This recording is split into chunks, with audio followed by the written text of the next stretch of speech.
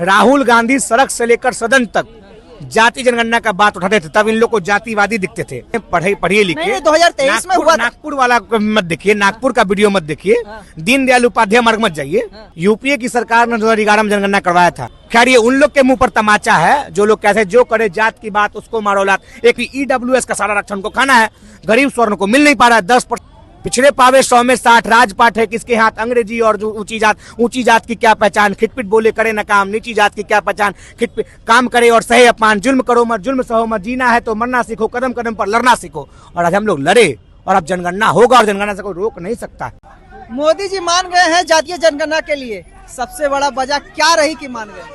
मोदी जी को मानना पड़ा। श्रद्धेय शरद यादव जी, मुलायम यादव जी और आदरणीय नेता राहुल गांधी जी का यह जीत है, समाजवादियों का जीत है। राहुल गांधी सड़क से लेकर सदन तक जाति जनगणना का बात उठाते थे, तब इन लोग को जातिवादी दिखते थे। और आज जब केंद्र सरकार जाति जनगणना की बात किया है तो इन लोगों के मुंह पर करारा तमाचा है और इतना जोर से तमाचा पड़ा है कि लोग मुंह दिखाने के लायक नहीं है। ये जीत राहुल गांधी की है, ये जीत लालू यादव की है, ये जीत बिहार के समाजवादियों की है।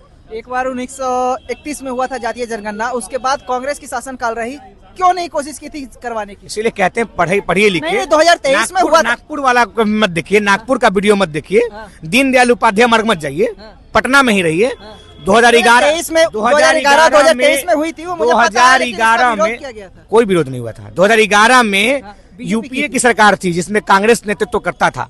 यूपीए की सरकार ने 2011 में जनगणना करवाया था, जिसका रिपोर्ट 2013 में आया और उसके बाद आदर्श आचार संहिता लग गया। आदर्श आचार संहिता में इस तरह का कोई जिक्र नहीं होता है, तब इस रिपोर्ट को सार्वजनिक नहीं किया गया। उसके बाद मोदी जी की सरकार आई, बीजेपी की सरकार आई, 14 के बाद लेकर 24-25 आ गया। 10 साल में सार्वजनिक क्यों नहीं किया गया? हमने तो गणना करवाया, आदर्श आचार संहिता लग गया, तो हम कैसे रिपोर्ट प्रकाशित कर सकते थे? आदर्श आचार संहिता का उल्लंघन होता रिपोर्ट प्रकाशित करना। तो अब मोदी जी कर देते ना भाई, 19 में करते, 14 में करते, 24 में करते, 3 टर्म मोदी जी प्रधानमंत्री में क्यों नहीं गणना किए? खैर ये उन लोग के मुंह पर तमाचा है जो लोग कहते हैं जो करे जात की बात उसको मारो लात। एक नागपुर का है नगपुरिया कानून, उन लोग के मुंह पर ये तमाचा है। और ये वो टकला आदमी है, बड़का नेता बनता है, हनुमान जी को दलित कह रहा था कि हनुमान जी दलित समाज के, और हम कहते हैं गणना के जनजाति का, तो ये लोग जातिवादी है, जातिवादी है। हाँ, हम आरोप लगा कि हिंदू को ही आप लोग बांटने का काम कर रहे हैं। तो पूछिए मोदी जी से, कहे गणना के लिए मान गए? पूछिए मोदी जी से।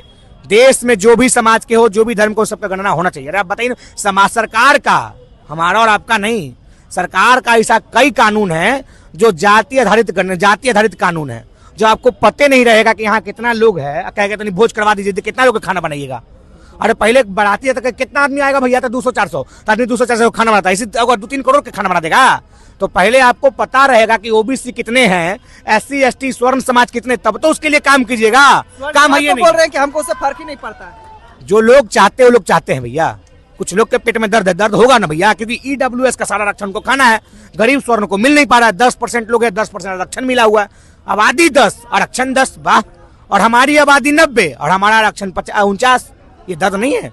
हमारी आबादी 90, पिछड़े पावे 100 में 60 राजपाट है किसके हाथ, अंग्रेजी और जो ऊंची जात की क्या पहचान, खिटपिट बोले करे न काम, नीची जात की क्या पहचान, खिटपिट काम करे और सहे अपमान, जुल्म करो मत जुल्म सहो मत, जीना है तो मरना सीखो, कदम कदम पर लड़ना सीखो। और आज हम लोग लड़े और अब जनगणना होगा और जनगणना से कोई रोक नहीं सकता। अच्छा, क्या लग रहा है बिहार चुनाव मद्देनजर रखते हुए ये कदम उठाया गया? नहीं हो सकता है, ऐसा कोई सगा नहीं जिसको भाजपा ने ठगा नहीं।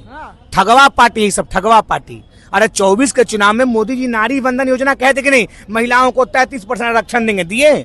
अरे दिए, 1 साल हो गया, अभी तक महिलाओं को 33% आरक्षण नहीं मिला। इसलिए राहुल गांधी जी कह दिए कि ठगवा योजना नहीं मत चलाइए। ठगवा योजना चलाने से पहले बताइए कि जनगणना कब होगा, कब से कब तक जनगणना होगा, इसमें कितना पैसा खर्च होगा, और 50% आरक्षण सीमा के बैरल को तोड़ा जाएगा कि नहीं तोड़ा जाएगा, प्राइवेट सेक्टर में आरक्षण दिया जाएगा कि नहीं दिया, राहुल गांधी मांग कर चुके हैं। और आप इतना ही बड़े जनगणना समर्थक, बीजेपी में करा के हमने करवाया, आप इतना ही बड़े जनगणना समर्थक हैं, तो बिहार सरकार जब कांग्रेस समर्थित महागठबंधन की सरकार थी, तेजस्वी जी उप मुख्यमंत्री थे और दुर्भाग्य से नीतीश जी भी थे उस समय। दुर्भाग्य से कह रहे हैं कि नीतीश जी भागते रहते, इधर उधर भागते रहते हैं, बिन पेंदी का, कभी इधर कभी उधर, कभी इधर कभी उधर। दुर्भाग्य से जब नीतीश जी थे तो 75% आरक्षण बढ़ाया गया था, 65% ओबीसी SC ST OBC लोग का और 10% ईडब्ल्यूएस का। 75% आरक्षण को किसने लोकतंत्र लगाकर रोक दिया? आज नौवीं सूची में क्यों 75% आरक्षण शामिल नहीं है? और जब हमारी सरकार थी तो 75% आरक्षण बिहार के लोगों को मिलना शुरू हो गया था। इससे पता चलता है कि हमने काम करना चाहा। जब हमारे पास आंकड़ा आया कि कौन जाति का कितना क्या है, किसको क्या जरूरत है, तो हमने ये निर्णय लिया कि 94 लाख परिवार को 2-2 लाख रुपया दिया जाएगा। और जब नीतीश जी भाग गए भाजपा में, तब 1 रुपया भी किसी को नहीं दिया गया। हमारी जब सरकार थी तब कई लोग को मिलना शुरू हो गया था, और नीतीश जी भाग गए, आज तक 94 लाख परिवार को 2-2 लाख रुपया नहीं मिला है। आज तक 94 लाख परिवार को 2-2 लाख रुपया नहीं मिला है। हम कहते थे कि 75% आरक्षण को बढ़ाएंगे, और बीजेपी और नीतीश जी के लोग जब सुप्रीम कोर्ट और कौन कौन कोर्ट जाकर लोग रोक लगा दिए, इतना ही बड़ा आरक्षण समर्थक हैं, तो 9वीं अनुसूची में आरक्षण को डालिए और बिहार का आरक्षण को वापस दीजिए। बिहार विधानसभा के विशेष सत्र को बुलाइए और बिहार में पुनः आरक्षण को बहाल कीजिए। पूरा बिहार का आपके साथ रहता है। ये ड्रामाबाजी नहीं चलेगी इस बार। 25 से 30 भाजपा और नीतीश की होगी विदाई।